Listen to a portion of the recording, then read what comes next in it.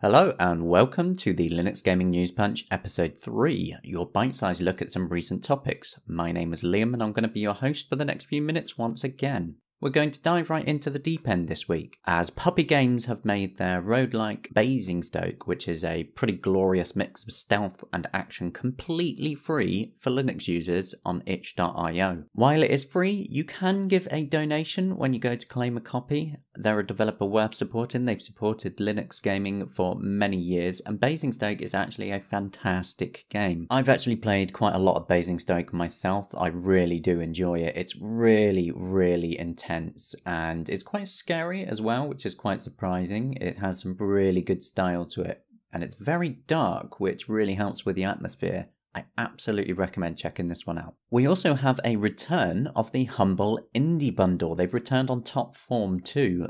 We haven't had a Humble Indie Bundle for quite a long time. They were actually one of the original stores that supported Linux. Well, back then they didn't actually have a store, they just did bundles. But many years ago, way back when, they actually ported games to Linux. Well, they contracted people to, and I was part of the original beta testers. Humble Indie Bundle 20 actually has some fantastic titles like Tangled Deep, Tooth and Tail, and Among the Sleep.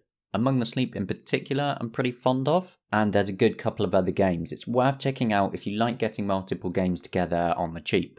In last week's episode, I ran over some sales figures for two different games, Rise to Ruins and Bite to Path. Now, this week, we have some more sales figures to run over with Spinality, a cyberpunk management sim. Now, there's been a lot of talk through indie developers that I follow about the indie-pocalypse, where lots of indie developers are struggling, but thankfully, this is a pretty happy story because Spinality has actually sold around 9,000 copies after being out for about a month, which is actually pretty reasonable. Linux only accounted for about 200 of them, which isn't a lot, but with the Linux market share on Steam now under 0.8%, it's to be expected, but it does actually put us up to around 2% for sales of this title, so again, we're still buying above the market share as shown on Steam. It should go without saying that's obviously still not good. We've got a bit of a mountain to climb there before more game developers actually take us seriously. There is a lot I could say about increasing our market share, but we'll leave that for another time.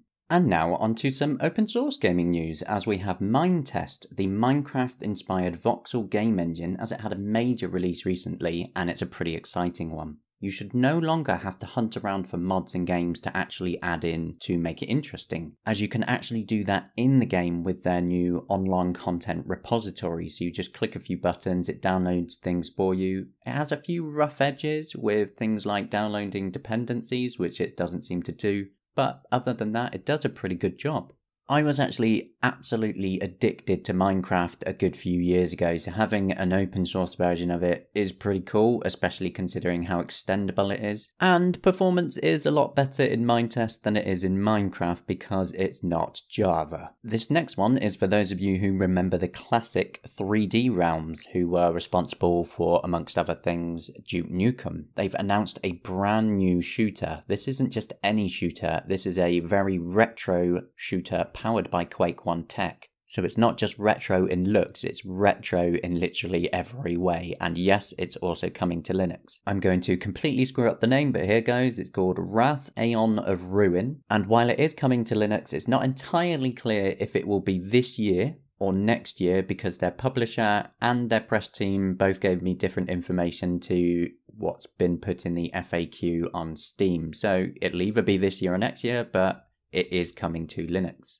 And also, I'd just like to say I'm absolutely loving this revival of retro-styled shooters like we have with Iron Maiden and Dusk. Next up, we have some real-time strategy game news, as Planetary Annihilation Titans, the absolutely massive strategy game from Planetary Annihilation Inc., has been updated once again. The latest release includes updated translations and work towards mod support for translations. It's got improved AI, so it's going to stomp all over you once again. The user interface system was updated, bug fixes, library updates, and so on. However, if you're using an AMD or Intel GPU, this is not the update you're looking for, as unfortunately you will still see graphical issues. Now, what they've told me is that Coherent UI will be updated to the next major release release in the next update, which should hopefully improve Linux rendering support. So I will let you know when that happens. It's been a long time coming, so I'll be glad when they finally do it, as Planetary Annihilation has had problems on AMD and Intel since the first release. So to say this is overdue is being way too kind on it. For those of you who enjoy the more classic styled real-time strategy games, you might want to take a look at Rusted Warfare. It's a bit like a 2D version of Supreme Commander, Total Annihilation, that sort of thing. It's a large-scale strategy game, and in this one as well, you can build land units, you can battle across the sea on ships, and you can build aeroplanes as well. With the latest update to Rusted Warfare, they've done some pretty cool changes to the multiplayer. So now you can actually surrender based on votes across your team. And another multiplayer feature that I'm really quite happy with is a new ping system that quite a lot of games have been adding recently. When you're playing with other people online who don't speak your language, that barrier can stop you actually enjoying the game. So a ping system where the game has translated strings to say attack here or build here takes away some of that pain, and it's just a pretty cool feature overall. But another reason I wanted to speak about Rusted Warfare is because of the cross-platform multiplayer. Now this is not just across Windows and Linux, it actually has an Android version as well, and all of you can play online together. I actually discovered this game originally on Android, and then it eventually came to Steam with Linux support, which is awesome. It's ridiculously cheap too, and it's a developer that's well worth supporting.